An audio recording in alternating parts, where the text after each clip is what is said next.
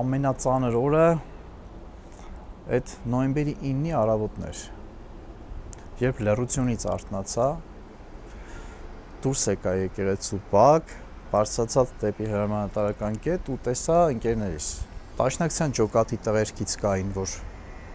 այնտեղ էին կամավոր, այնտեղ էին իջել էին հրամանատարական կետ, մեր տղերքից բոլորով ուղղակի իրար երես էինք նայում։ Ոչ մի զոհ վիրավոր այդքան ծանր չի, ինչքան այդ դատարկության զգացումը,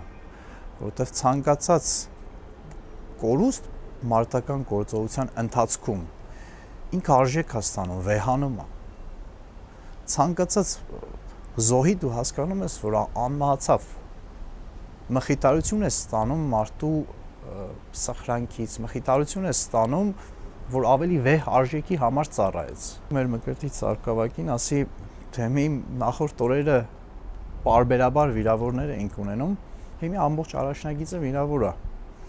Բարձրանանք, պտտվենք դիրքերով, խոսենք երեխեքի հետ։ Հասկացա, որ դրանով չի ավարտվում։ Որտեվ ես չհանդիպեցի մի զինվորի, մի կամավորի, չգիտեմ, որևէ մեկի, ով